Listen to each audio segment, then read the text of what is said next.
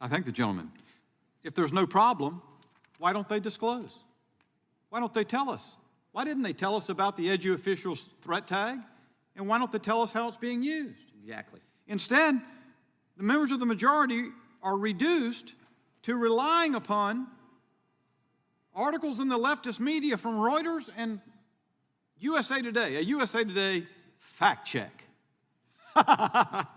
Fact check. And what do they do? The USA Today assumes a grave tone, analyzes the evidence, and concludes there is no misuse, there is no challenge, no tracking of parents, school parents. Why? Because the Attorney General said that he would never do anything like that. That's the evidence.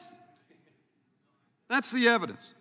That doesn't, the articles from Reuters and USA Today do not establish an answer to the question that is at hand about the use of the edu official's threat tag any more than the unanimity among big tech and Washington Post and New York Times and CNN and ABC, CBS and NBC that the Hunter Biden laptop was Russian disinformation made that so.